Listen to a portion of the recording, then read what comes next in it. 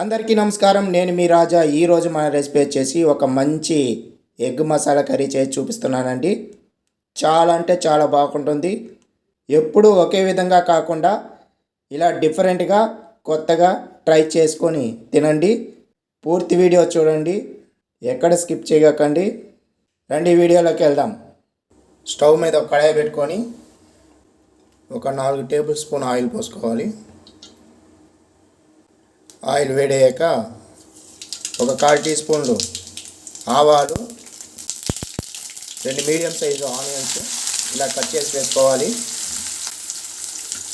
2 పచ్చిమిరపకాయలు, ఒక 2 రెమ్మలు కరివేపాకు. ఇప్పుడు బాగా ద్వారగా వేయించుకోవాలి.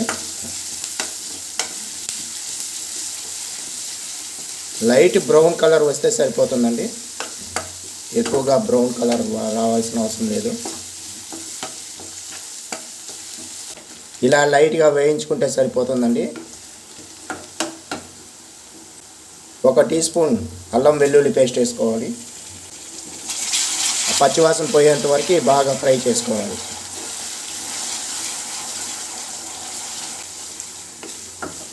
ఇప్పుడు ఈ పచ్చివాసన పోయిన పాట సన్నగా తరిగిన 4 మీడియం సైజు టమాటాలు వేసుకుందాం.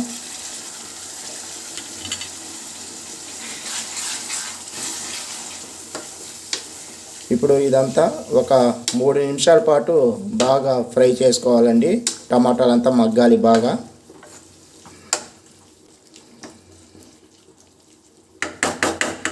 ఈ లోపల మనము మసాలా అంతా వేసుకుందాము. 1/2 టీ స్పూన్ పసుపొడి, 1 టీ స్పూన్ కారం, 1.5 టేబుల్ స్పూన్ ధనియాల పొడి, 1/4 టీ స్పూన్ జీలకర్ర పొడి. ఇందులోకి నేను ఇక్కడ కొంచెం చికెన్ మసాలా పౌడర్ వేసుకుంటున్నాను. టేస్ట్ బాగుంటుంది చికెన్ మసాలా పౌడర్. మీరు కావాలంటే వేసుకోండి, లేదంటే స్కిప్ చేసుకోవచ్చు. 1/2 teaspoon garam masala powder వేసుకుంటున్నాను. 1/2 టీ స్పూన్ అంతా ఉప్పు వేసుకుంటున్నాను, రుచికి తగ్గ. మీరు కావాలంటే చెక్ చేసుకొని వేసుకోండి ఎంత కావాలంత. ఇప్పుడు ఈ మసాలా అంతా బాగా ఫ్రై చేసుకోవాలి.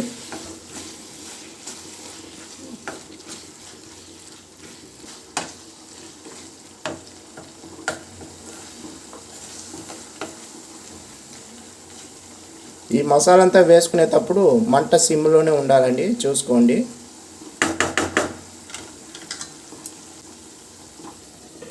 మూత పెట్టుకొని ఒక 3 నిమిషాల పాటు కుక్ చేసుకోవాలి. ఒక 3 నిమిషాల తర్వాత చూడండి ఆయిల్ అంతా ఎలా పొంగిందో. ఒకసారి బాగా కలుపుకొని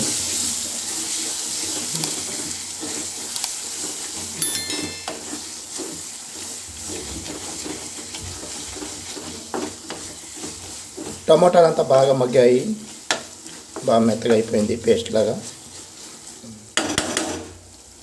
ఈ సమయంలో ఒక 1/2 గ్లాస్ అంతా వాటర్ పోసుకొని బాగా మిక్స్ చేసుకోవాలండి.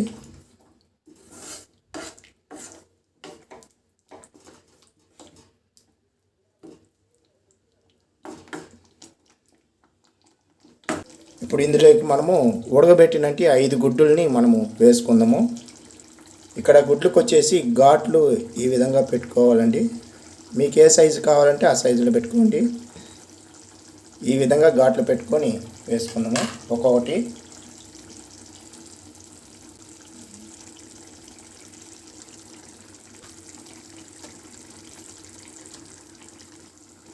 ఇప్పుడంతా ఒకసారి కలుపుకోవాలి నిదానంగా.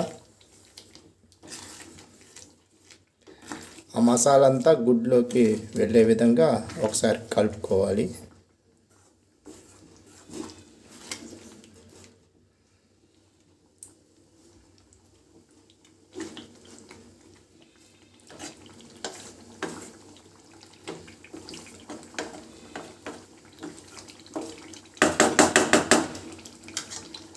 ఇప్పుడు మూత పెట్టుకొని ఒక 2 నిమిషాల పాటు సన్న మంట మీద కుక్ చేసుకోవాలి.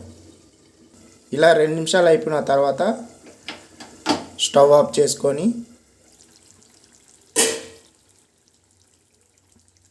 మూత తెరిచి కొంచెం కొత్తిమీర చల్లుకొని సర్వ్ చేసుకుందాము. ఎంతో గుమగుమలాడే ఎగ్ కర్రీ రెడీ అయిపోయిందండి. కోడిగుడ్డు కర్రీ.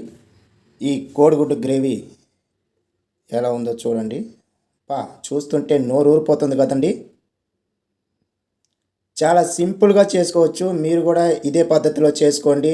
చాలా అంటే చాలా బాగుంటుంది టేస్ట్ మాత్రం. ఇందులో స్పెషల్గా కొంచెం చికెన్ మసాలా పౌడర్ వేసాము. చాలా డిఫరెంట్గా ఉంటుంది.